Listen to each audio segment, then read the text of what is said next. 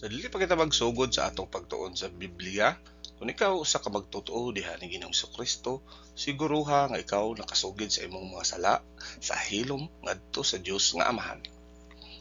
If we confess our sins, He is faithful and righteous to forgive us our sins and to cleanse us from all unrighteousness. 1 John 1:9. Diha-diha ikaw sulod sa fellowship uban sa Dios, giniyahan sa balaang espiritu ug andam sa pagkat-on sa doktrina sa Biblia gikan sa pulong sa Dios.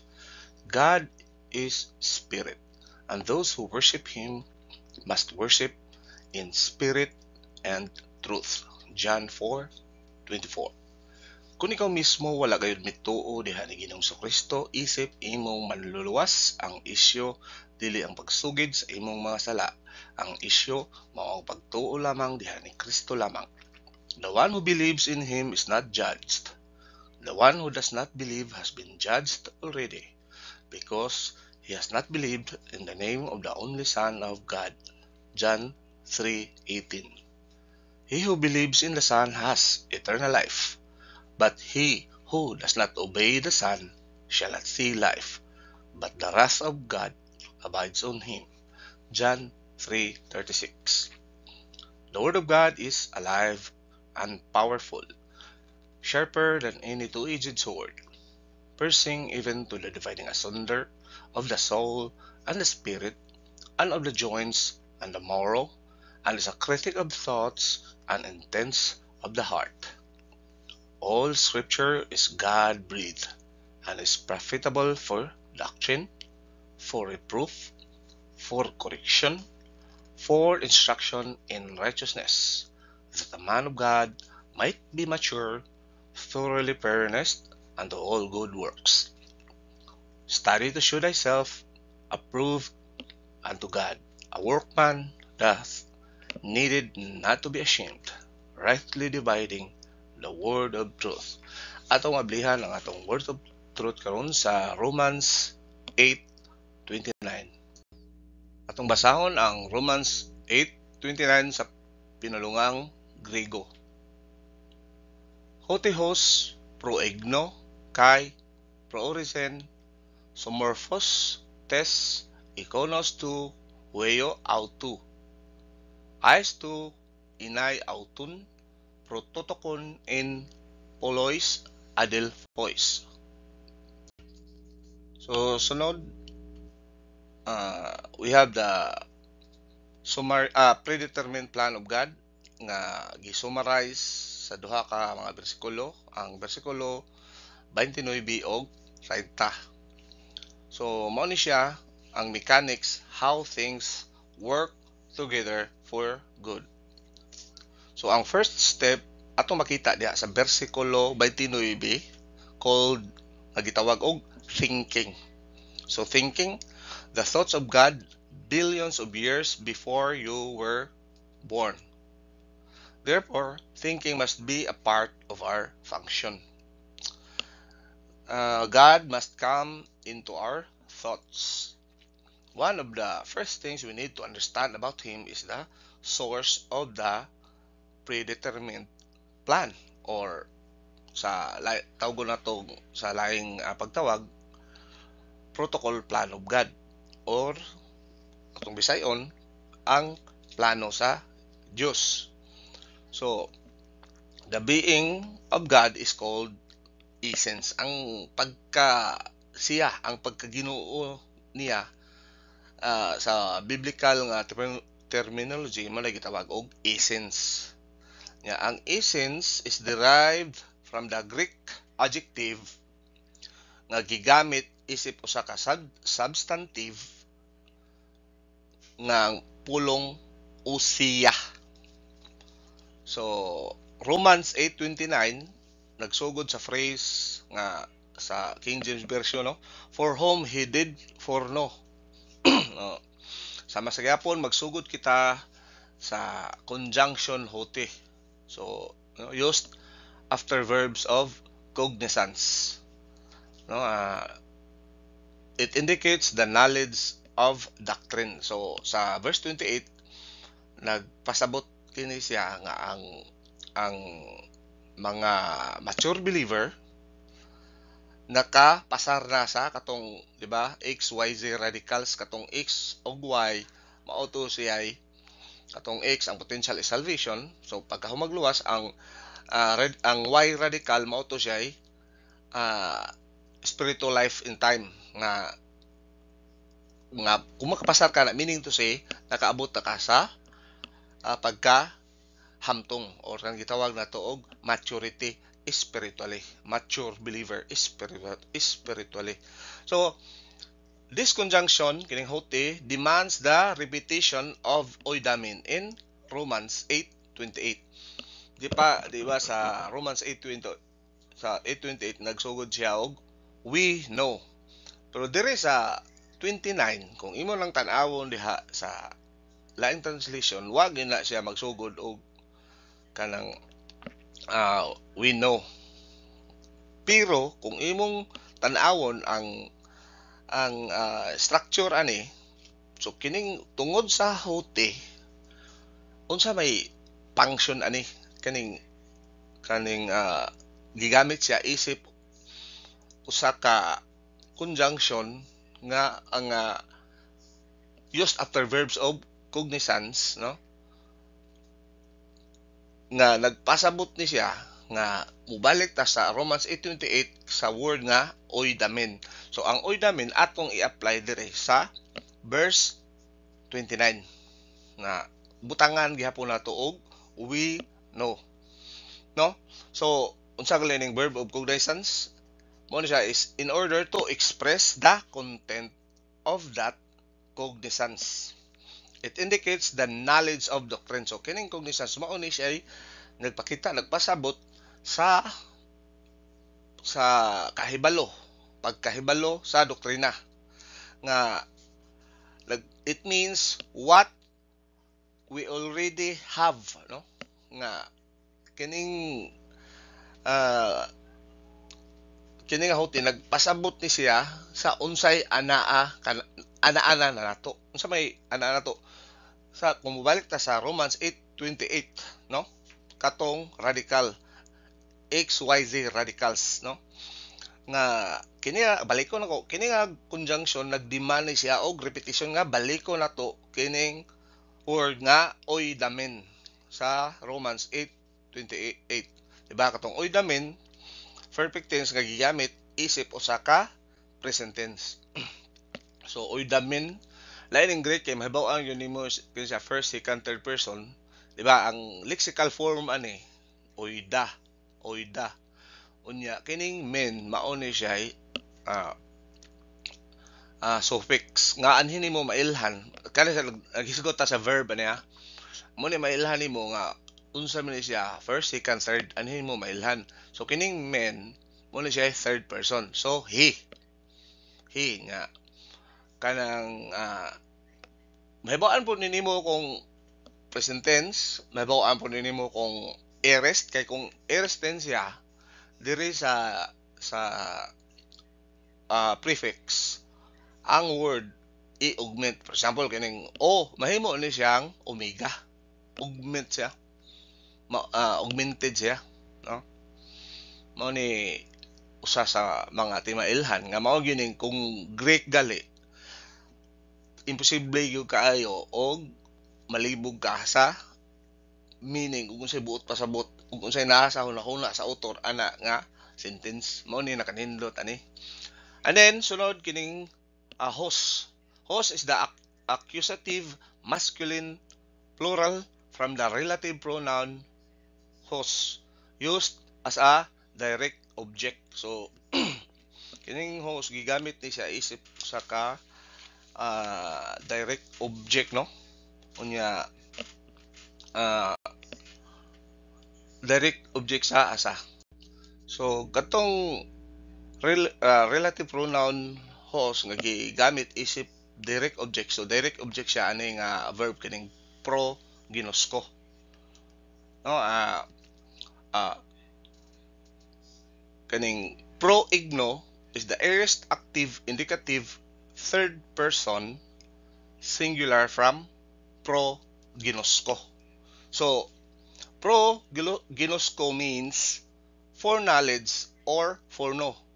So kini nga verb, kining pro ginosko, kini siya gamiton lamang kini kung ang subject ani nga verb ang Ginoo. So exclusive ra gyud na siya.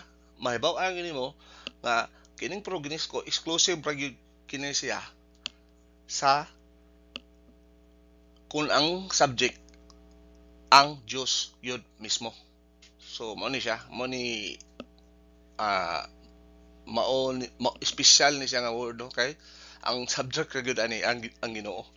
Nya ang aorist tense is a constative aorist that gathers into one entirety. So unsa maning one entirety? Mao ni ang foreknowledge of God. So unsa maning constative aorist day? Kani constative aorist mo say official description for an aorist tense nga nagdescribe sa aksyon sa kinatibuk-an ang tan-awon siya nimo sa kinatibuk-an. So kining pro ginosko ang kinatibuk-an niya mao ang foreknowledge of God. Unya ang active voice, God the Father produces the action. So bisan pa man nga ang di ba ang God the Father yamingo kag asa naman ang God the Son o God the Holy Spirit. Although ang God the Son o God the Holy Spirit nagpossess pud ani, anaa usab ini kini gitawag og foreknowledge. Pero tungod kay ang God the Father siya man ang author sa plano, siya ang naghimo sa plano. Ang nag-execute sa plano si Ginoong Kristo, ang nagpagahom sa plano ang God the Holy Spirit.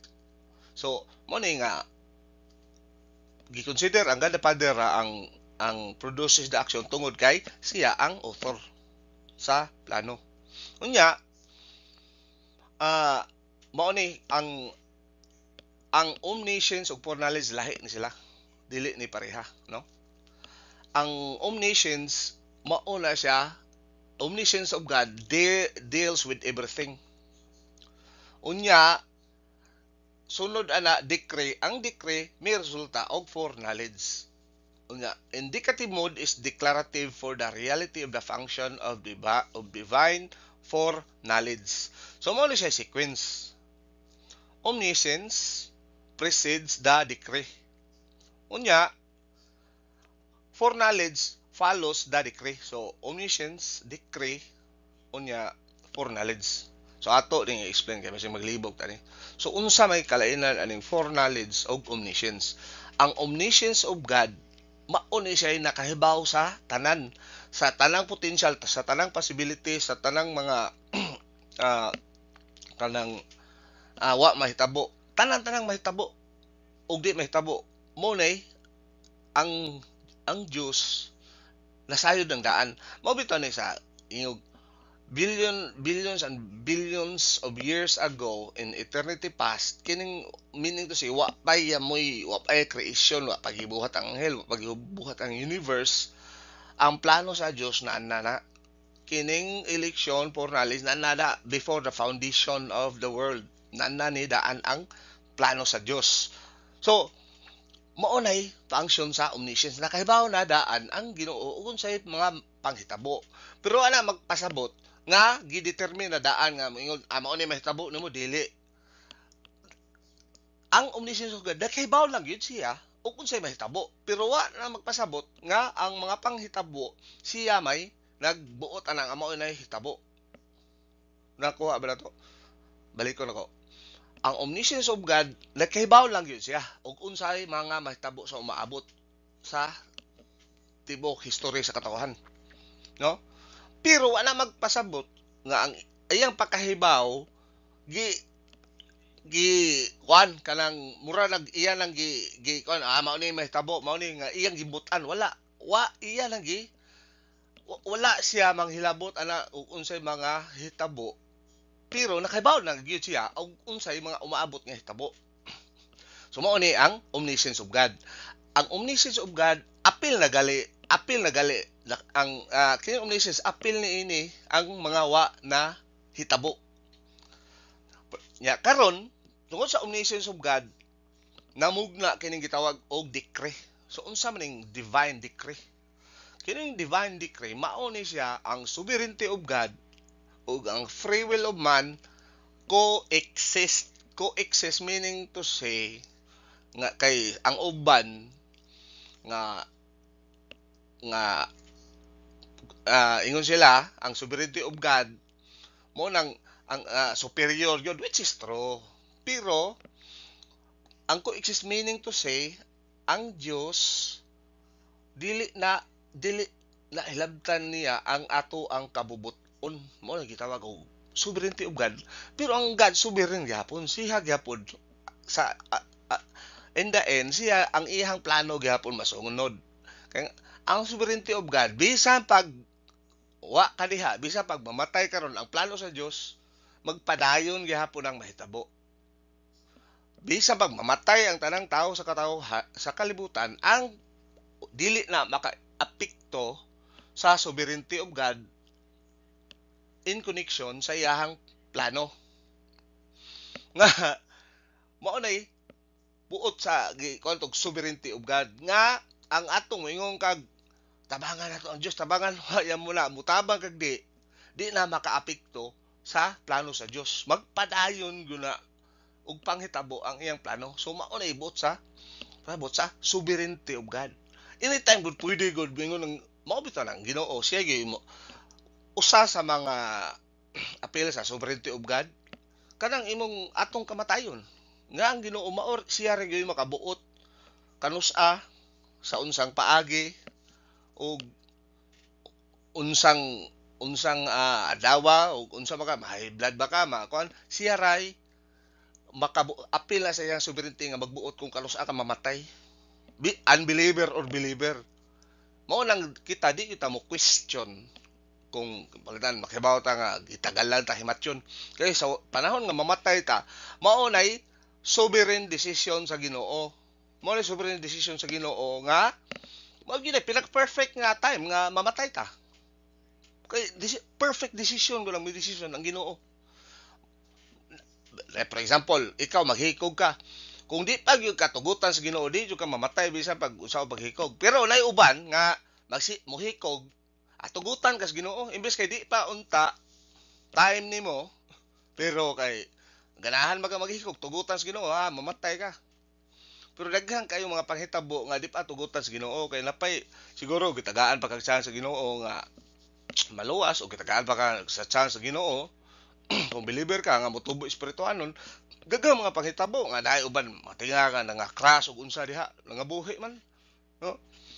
Nga kuan mo nay part sa sovereign will of God. Pero ang sovereignty of God dili gyud na manghilabot sa ato ang kabubuton.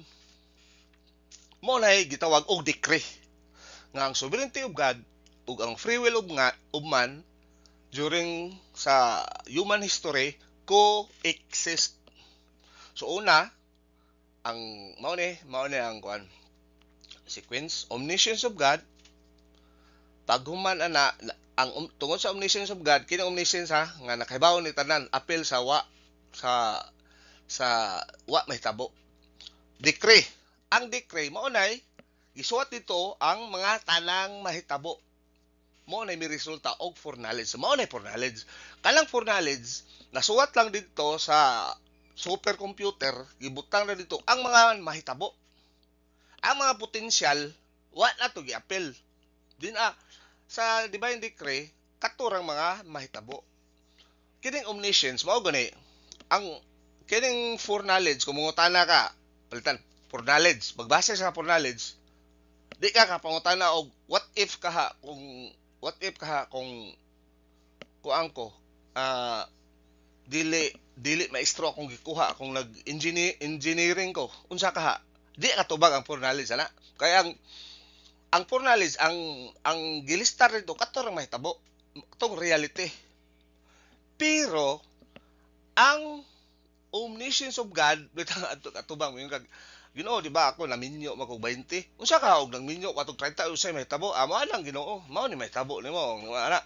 Ginoo, unsa ka kung 25 kung nagminyo unsa? Amo ni may tabo. Mo nay omniscience of God. Nga na kay baw appeal sa mga potensyal, appeal sa mga mga alternatives. Pero ang foreknowledge katurang mga nahitabo. Nga ang foreknowledge mo na resulta sa decree. Divine decree. So mao ni siya. Mao ni ah mao ni dapat natong masabtan nga masayo ta unsa ning omniscience, unsa ning foreknowledge, unsa ning decree.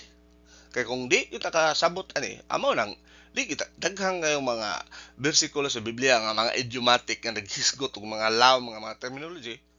Ya kung kita di puta pamilyar, amo nang di kita makasabot. Nga kung di ta makasabot, alayo ra gyud tinuod. So we have the adjunctive use of the conjunction kai. So usually kining kai i-translate sa English og an, but dinhi ato ni i-translate og also, no? So pro-o-reason is aorist active indicative third person singular from pro-orizo. So these verbs refers to the decrease of the plan of God in eternity past. So pro-orizo nga atong i-translate og he also predestined. So kining predestination ani nga word, kining pro-orizo, nagpasabot ni siya sa decree, no? Sa decree sa plano sa Dios in eternity past. So eternity past meaning to say sa wa pay creation, sa wa pay human history, sa wa pay time, no? Kaya ang time dinhir man sa kalibutan, kung adto na dito sa eternity wa na man ang time. So mao ni ang nakasabot na aning concept kining Greek. Kay ang Greek naga mostly sa ilahang mga tenses naagay uban nga kini gitawag natong aspect, no? Aspectual ba. So, sa English kay tense man nga nag-agad na sa time ba. Pero ang Greek labaw pa sa time kini gitawag og aspect. Unya unsa may bot pasabot ani, no? Prodicho, it means to decide upon something beforehand, to predestinate someone as something, to predesign and to foreordain.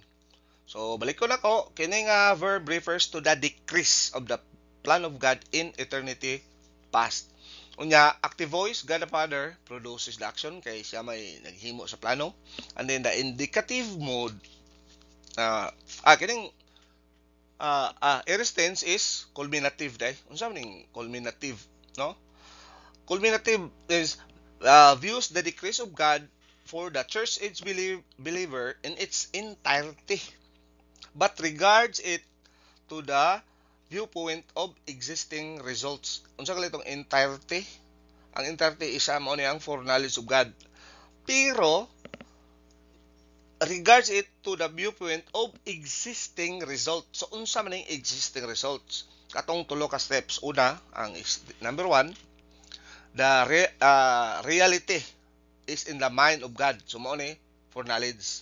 And then the reality is in the plan of God. So mao ning decrease.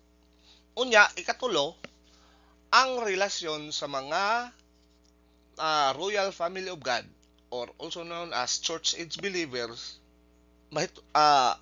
mahitungod ani nga duha ka realidad, kining mind of God o kining decrease, no? Mao ni siya.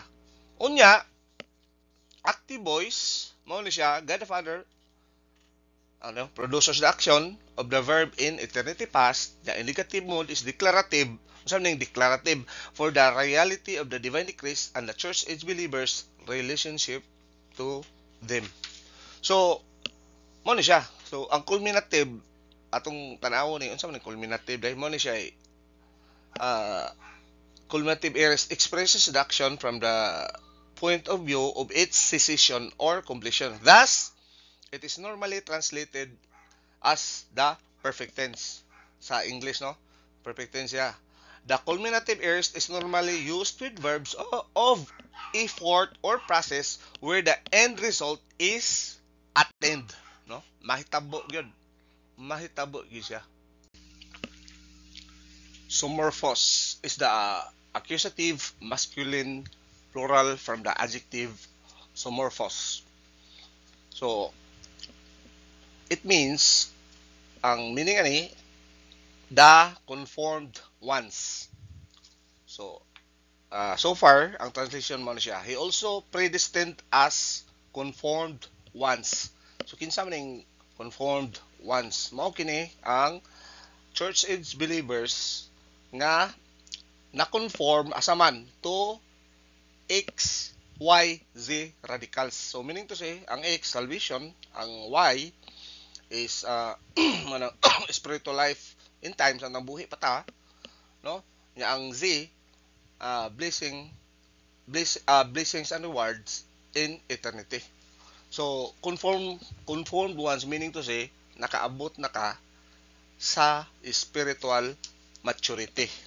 So, mao na siya, kanang gitawag na to, og nakapasar ka sa third hope. Unsa man yung third hope? Mao na siya mental attitude of dying grace. So, unsa man ang pangutana, kung ikaw mag-atubang og kamatayon, unsa kahay imong pangunauna? Mag-uol ba ka? Malipay ba ka? Relax lang ba ka? So, huno na ako, no? Ikaw rin makatubag ana sa imong huna-huna, no? So, mao ni siya. So, ani, we are dealing with punto of the doctrine of the divine decrees. Nga, we are dealing also the will of God. Kay, the decrees have become a complete and consummated right of the will or sovereignty of God determining the certain fruition of events. So, no events are directly affected or caused by the decrees. So, sa laing pagkastorya, God did not figure ahead of time what you are going to do and say, I caused it, no? So, dili ang Ginoo, wala mo nang dili kung unsay mga nahitabo, dili na pagbuot sa Ginoo, kundi bunga na sa imuhang desisyon. Dili gyud makaingon Ginoo nga mao ni ako'y kuan na kining decrease gihimo na ni sa Ginoo tungod sa iyahang omniscience nga nakahibaw lang gyud kung unsay mga mahitabo sa umaabot, dili kay siya ang nagbuot sa umaabot nya. He just know, or he does know where your free will would jump, no? Kaya ba lang yun siya, kung unsay buhaton sa imong free will, mo na siya gitawag og divine decrees, no? Nga ang sovereignty of God ug free will of man coexist. So the decree provides mo ni, the agent is a free agent. So ang agent ani ang volition of man. The antecedents and all the antecedents of the act in question shall be what they are. God did not bring any special thing to bear, no? That all present conditions of the actual be what they are. So mao ni nga nagpasabot nga ang tao aduna gayoy free will or volition, no? Nga that the actual should be perfectly spontaneous and free on the part of the agent. Nga that it shall be certainly the future. This means that the decree vested solely with the will of God what His creation would be. But the essence and the attributes of God necessitate His willingness for the highest and the best for the believers. Unsa man gusto gyud sa Ginoo? Ang gusto gyud sa Ginoo nga maangkon gyud nato, ang desire sa Ginoo nga makaangkon sa highest and the best, no? Kini gitawag nato og election og predestination. No? God decrees what you are going to do. So ang decree mao na siya record sa unsay pagabuhaton sa tao. Wal dili na dili kay unsa ang ipabuhat sa Dios sa tao, dili. Ang decree mo siya unsay pagabuhaton sa tao. Ang tao dili sumula ko dili ang unsay ipabuhat sa Dios sa tao, no? Nga natin ito og desire of God in the decrees mo ni ang kaning willing ang unsa may desire day. Desire of God are aspects of the divine mind viewed separately, no? While the decrees of God are things conceived as a whole. The decrees of God takes us everything that would actually happen. So mo ni siya. Ang desire of God, ang gusto gyud sa Ginoo makaangkon ta sa the best and the highest, no? Samtang kita in time and in eternity. Mo nay desire aspect sa divine mind, no? Pero ang decree mauna siya mga tanang mahitabo nga mahitabo yun. Nga atong buhaton sa umaabot ba tungod sa omniscience of God kay bawo siya. So ang mo nay foreknowledge katong mga reality, katong mga mahitabo gayud. Mo nay foreknowledge. And then ang characteristic sa divine decrees mo ni, ang divine decree is all comprehensive. No? Masabtan gayud, no? Comprehensive. The decree is eternal. The decree is perfect. Siyempre perfect kay perfect mo ng tigbuhat ang Ginoo. And then the decree is unchangeable. Unya ang decree is bound or na binded siya asa man siya na bound to the essence of God, no? So mechanics atong mo say ang mechanics sa divine decrees mo kining divine thinking. Unsa man ning divine thinking? Muning omniscience og ang foreknowledge sa Ginoo. Unya divine thinking ikaduha ang divine purpose. Unsa may divine purpose? The reality of the mind of God. So unsa may reality sa mind of God? Mao nang the reality of the plan of God. So mo ni siya kung imong i-translate kining sumorphos iconos ueo to the image the conformed ones to the image of his son, no? So kining image mo ni ang descriptive iconos, no? Iconos is descriptive genitive feminine singular from the noun icon, no? Which means image or likeness. And then we have oeo is possessive genitive masculine singular from oeos, no?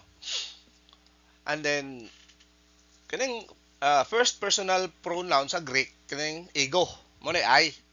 Ang second person is so mo na you. Nya sa Greek there is no third person personal pronoun. Mao ni nga ipuli nato kining word nga autos. Autos ani is intensive pronoun. Pero dinhi gigamit isip usa ka personal pronoun. No? Sa pod gamiton po ni siya isip usa ka possessive pronoun. But dinhi no? Intensive personal pronoun. So, ang atong transition mo ni siya, he also preordained or predestined us, conformed ones to the image of his son. So, kini nga phrase, he also predestined or preordained us, conformed ones to the image of his son, maunay paagi nga giporma ang royal family of God during the church age dispensation. So, unsa may prinsipyo nga atong makita ni mo ni siya. It is a reference to the resurrection body minus the old sin nature minus human good. Kay ang human good di na makasud sa gingharian sa langit. Ang makasud dito kini gitawag nato divine good. Kay ang human good mao nay resulta sa old sin nature. Mao ni ma-produce sa old sin nature. Ang ma-produce sa resurrection body minus old sin nature, ang ma-produce ana is divine good. So, hence, a reference to ultimate sanctification. So, ultimate sanctification, mauna na eternity. nga sa atong resurrection body mo ni atong future sa every church age believer. Sa niini nga paagi atong makita giunsa paghimo sa Dios ang target, ang panimalay ug ang antecedents alang sa tanang eternal blessings and rewards. The blessings and rewards of eternity are to be imputed kalos at the judgment seat of Christ. Kalos ang judgment seat of Christ. Ang judgment seat of Christ mahitabo na human sa rapture. Unsa man ang rapture? Mao na ang tanang mga magtutuo sa kalibutan pagasakgawon. In a blink of an eye, we all change. No? Pagasakgawon ang mahabilis sa kalibutan katurang mga di magtutuo. Nya musugod dayon kini gitawag og tribulation. 7 ka tuig nga kalisdan sa kalibutan. Anang panahon na igsugod sa tribulation tanan di magtutuo na. Pero on the course of the tribulation, daghan kaayo ang mahimong magtutuo. Kay ngano, karon makadungog sila sa gospel, ilang nga maunay makadungog sila sa about rapture, di mo to unya mahitabo man na. So makaingon sila, uy tinuod gid ay ang gisulti sa Biblia. Kay nangawa man ang mga gipang rapture man, pero ang uban pod katong mga iya ni Satanas, ang ilang hunahuna gipang kidnap og alien. Tuwa lagi, mao lagi ni tuwa ang mga Christian gipang kidnap og alien man nila ha. Pero ana dia magsugod ang ngano man ning tribulation, gitawag man tribulation 7 ka tuig nga kalisdanan. Kay ngano? Kita karon na tay kalisdanan, pero di kayo ang kalisdanan di kayo makahunat kay ngano? Naapa ang inhibitor na pay tigbugong. Kinsa ang tigbugong? Ang balaang espiritu. Pero anang time sa rapture, pagkakuhaon tanang magtutuo, apel pagkakuhaon ang balaang espiritu. So anang 7 ka tuig, ang imong saligan lang imong kaugalingon. So magjutay dag-anan sa mga demonyo. Mao bitaw nang basahon nimo ng tribulation, makaingon jud ka grabe ni nga ang di makita ang adlaw ngit kayo. Yan ay panahon ra ba yun nga imong lawas, mahurot og paak, mahurot og torture, pero di ka mamatay. Kanang paantuson lang ka ba? Dahil mga tanga, mga demonyo nga katong mga gipang priso dito sa mga mantas ng demonyo, mao mo torture sa mga tao sa tibuok kalibutan. Kaya ikaw, kung magtutuo ka, amo na, pili ka, asa man ka, kamatayon, kung mutuo ka, patay ka. Kung di ka mutuo, sige, pwede pa ka. Pero, muabot, madesperado si Satanas, apel ang mga di magtotoo, iyang pagatorturon. Di maka-ipsot sa kabangis ni Satanas sa panahon sa 7 ka tuig nga kalisdanan. So, mo ni siya, nga, ang Ginoo, during the judgment seat of Christ, adto niya ipang-distribute ang blessings and rewards, no? Mo ni siya gitawag nato og real imputation. So unsay mga gikinahanglan, unsay mga factors ani? Factor 1, blessings and rewards for eternity. So meaning to say, tuan na ta dito sa langit, eternity. Factor 2 is the resurrection body minus the old sin nature. So mao man kining lawas to karon di man ni kagwanta, mabungkag man ni. Kinahanglan ta og resurrection body nga kining gitawag diha sa Biblia og incorruptible, not subject for corruption, dili madunot, nga gitawag diha og eternal body. Nya unsa man ning word nga being conformed once, mao ni siya ang conformed one, mao ni siya we have the resurrection body exactly like that of Jesus Christ, like of the Son of God, minus the old sin nature, minus the human good. Kaya ang human good, di na makasud sa langit. Ang makasud sa langit is divine good. So, ang resurrection body, this is the home or the target for rewards and blessings in eternity. Unya, ma-accomplish lamang kini, pinaagi sa baptism of the Holy Spirit. No? Lihok gyapon ni sa bala ang espiritu. Ang tulo gihapon, dili gyud ingon nga ang plano sa Dios, ang Dios Amahan ra tanan. Ang tulo na lagkuan. Balik ko na ko, ang naghimo sa plano, ang Diyos Amahan. Ang mo-execute sa plano, si the Lord Jesus Christ. Ang magpagahom ni Ginoong Kristo, aron ma-execute ang plano, ang balaang espiritu. Unya, Mao ni siya. This is accomplished with the baptism of the Holy Spirit. Sa panahon nga kita dire, di ba? Si Ginoong Hesukristo nagpakamatay dito sa cross. Unya kita mga tao sa panahon sa di pa kita magtotoo, ang atong husband is ang old signature. Nga naman, ang old signature maunay hari nato. Kini kinaiyang makasasaba nga matod pa ni Pablo sa Romans chapter 7 nga gusto na ko buhaton ang gusto na ko buhaton di na ko mahimo. Ang ako nung mahimo katong di na ko gusto buhaton. Katong mga sala mo ganahan mauloy ako mabuhat. Pero katong mga iya sa Dios di no na ako mabuhat.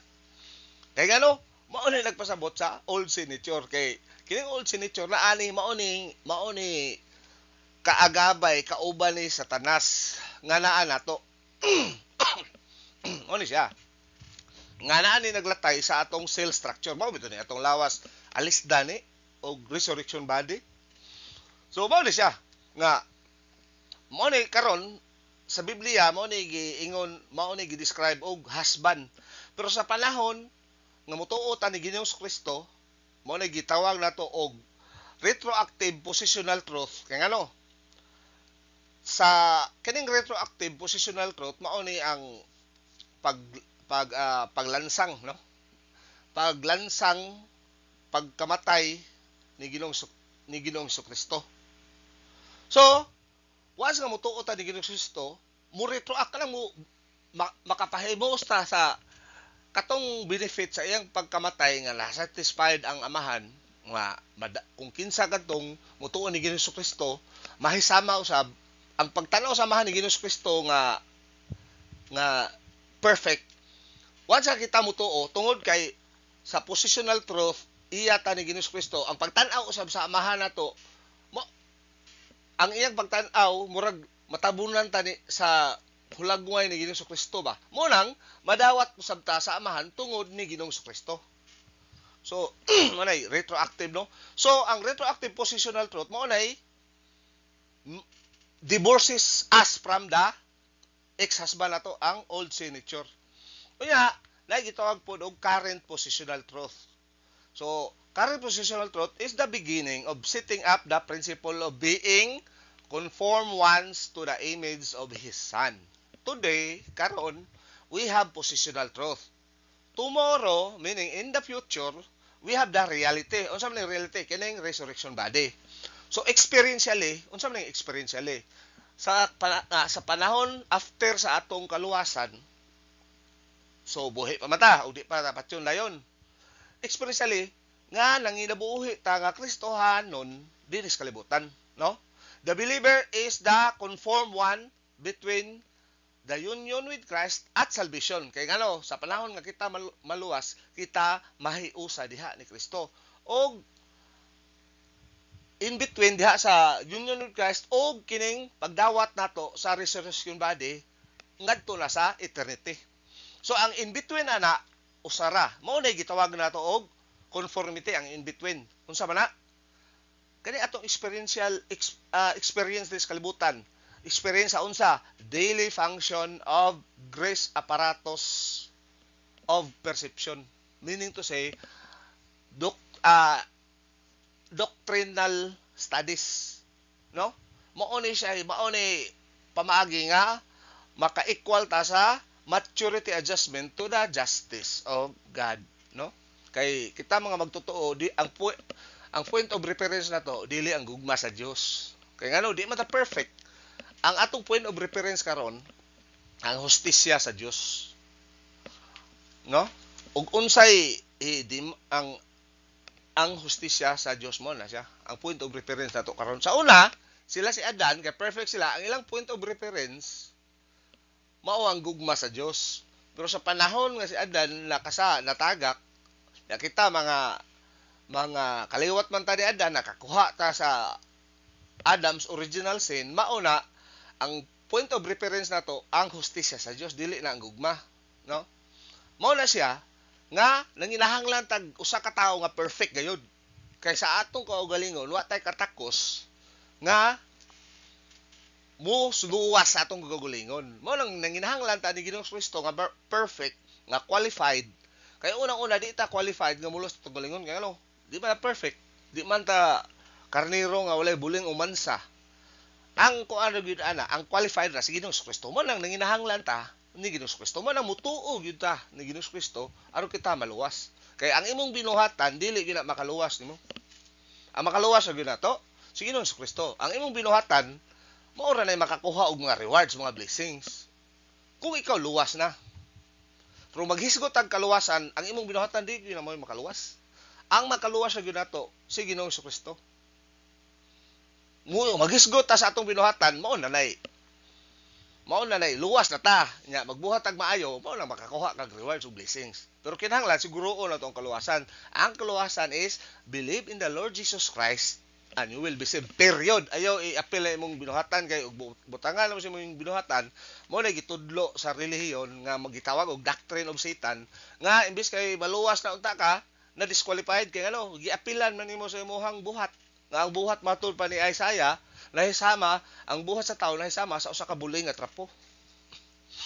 So baliko na ko ang kaluwasan si Ginoong Kristo ra.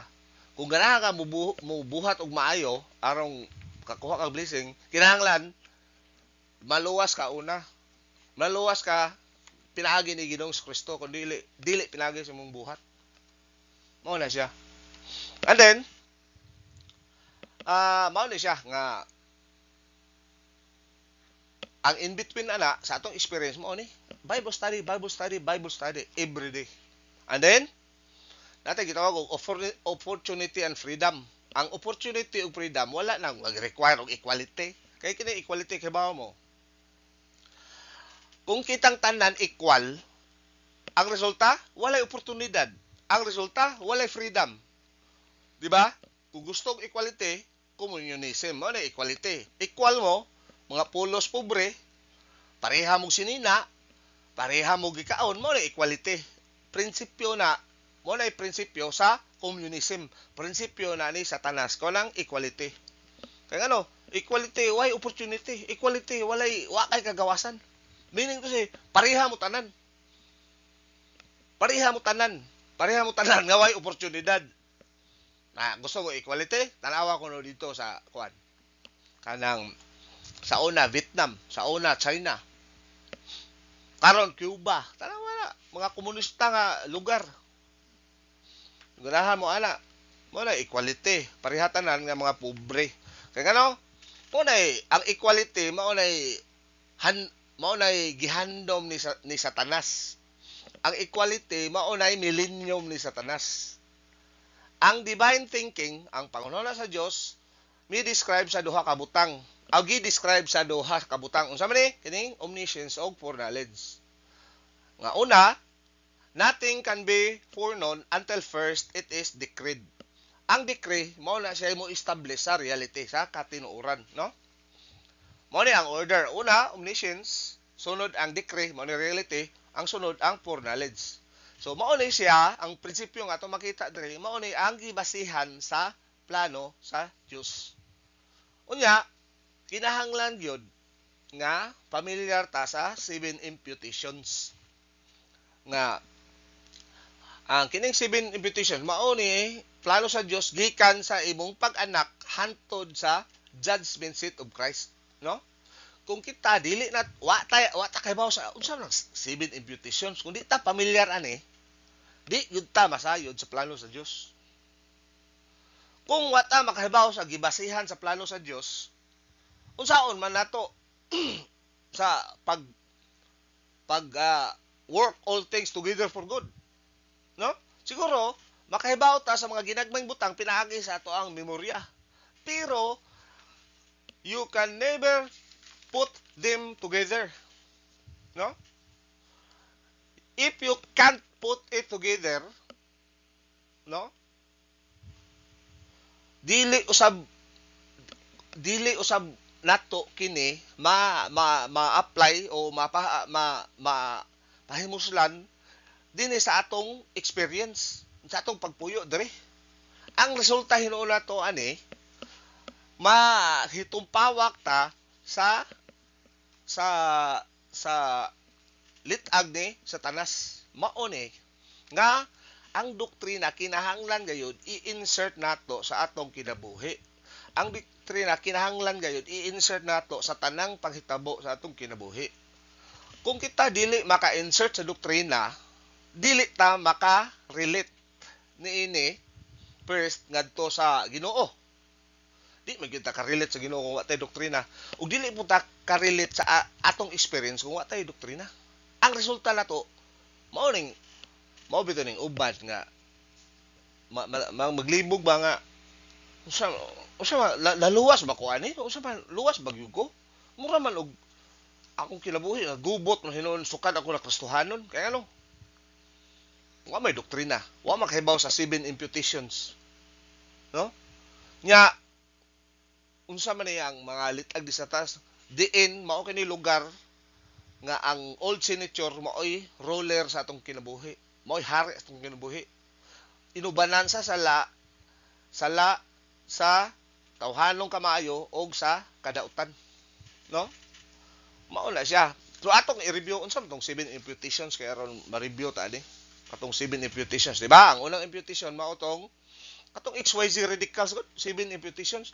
Mo ni ang una, human life nga gibutang sa ato ang kalag, no? Kay ug kalag ra, why human life? Patay magana. Kinahanglan soul life plus human life equals human being. No? Nga ibutang sa among kalag.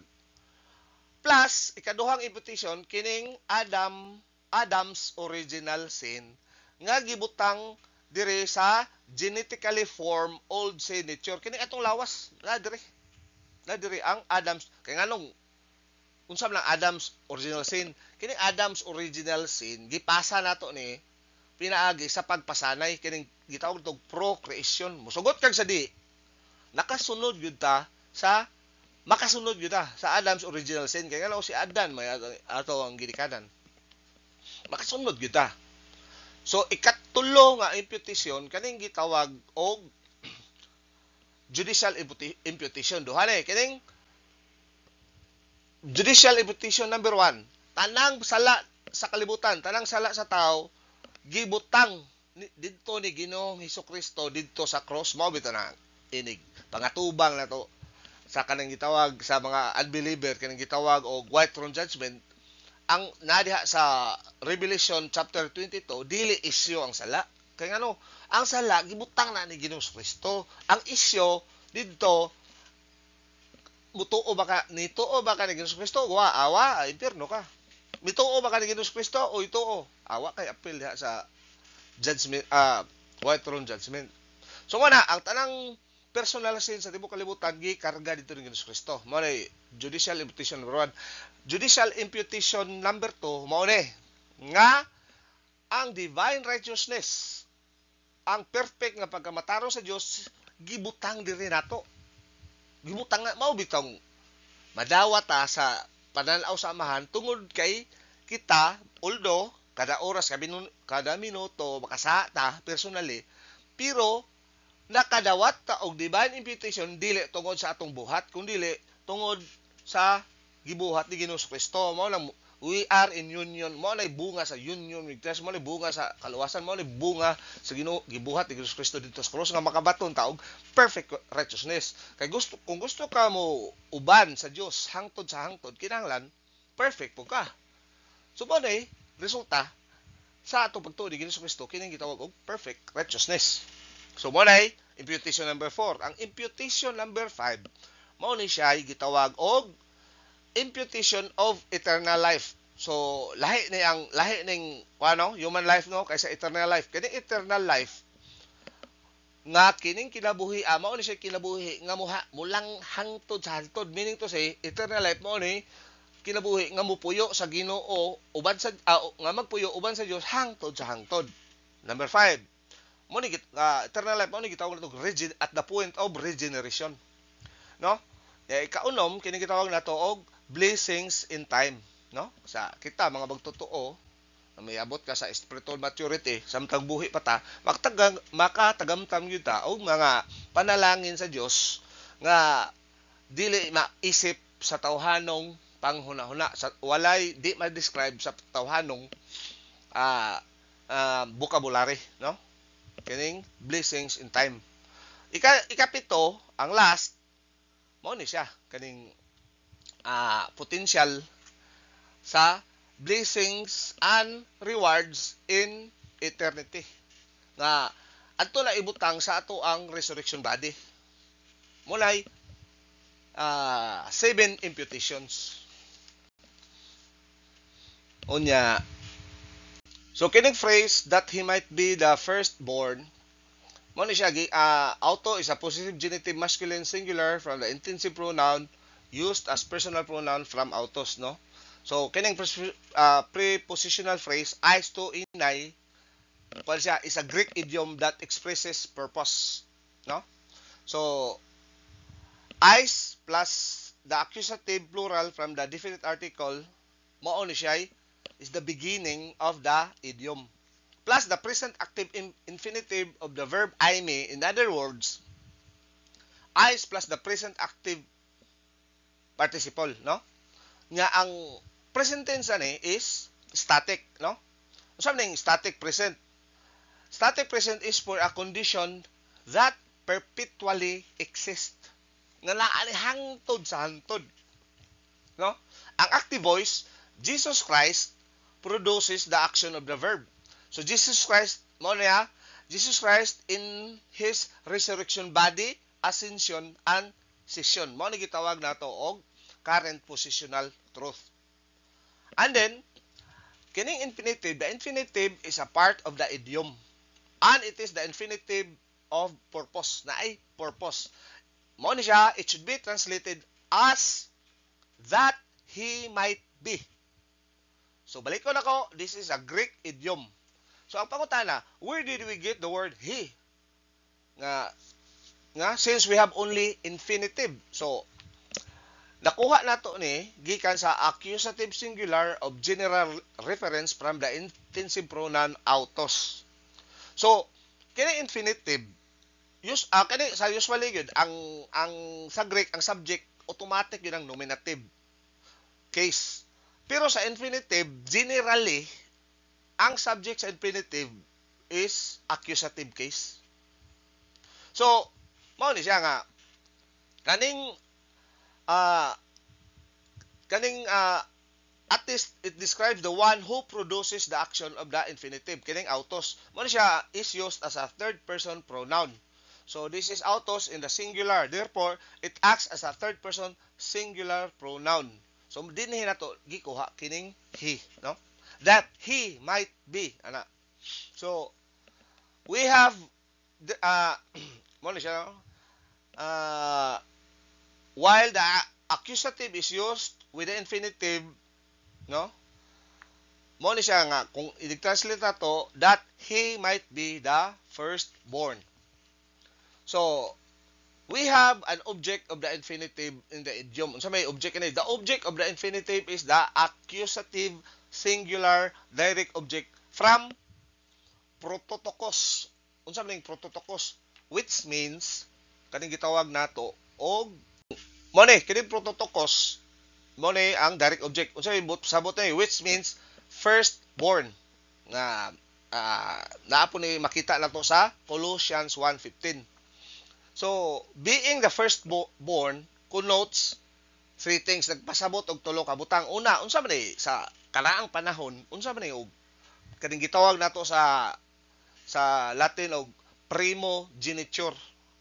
Unsa may mga kuan ani? Unsay mga kaning kaning privilege, no? Unsay mga privileges ani? Una, being firstborn, one, rulership. Si Jesus Christ mo'y ruler, both ruler of the church at present and will be the ruler of the world sa tibuok kalibutan sa panahon sa at the second advent sa panahon sa millennium. Ikaduha, royal priest. Si Ginoong Kristo mo'y atong high priest in the order of Melchizedek. Ikatulo, makadawat sa double portion. Unsa man ning double portion? Christ has two kingdoms of believers. Una, kingdom of Israel as a son of David. Ang ikaduha, the church is as the King of Kings. So, mao na siya. Unya, natay phrase nga gitawag among many brethren, mao na siya, mao na nga phrase nga mi-describe sa royal family of God, no? Kining kaning among many, mao ni siya, in pois adelpois. The preposition in plus the dative masculine plural form from the adjective polos plus the dative masculine plural from the noun adelphos. Kung ato ning i-translate, among many brethren, nagpasabot ni siya sa royal family of God during the church age. Prinsipyo. Unsa may prinsipyo aning royal family diay? Royal family of God has formed billions of years ago in eternity past. No? Christ is the firstborn of the royal family. Therefore, its ruler, its high priest, as well as possessing the double portion heritage. The many brethren are the church age believers of the royal family of God. All of these are designed to bring the believer into the big picture to understand how the divine decrees relate to the seven imputations. So mao ni siya ang big picture, no? So ang atong corrected translation mao ni siya. We know that whom he foreknew, he also predestined us conformed once to the image of his Son, that he might be the firstborn among many brethren. Romans 8:29. So ano sa lang tataman? Sunod na to atong pagatukion mo ang Romans 8:30 nga kabahin sa ato ang exegesis of Romans 8:28 to 30. Daghang salamat.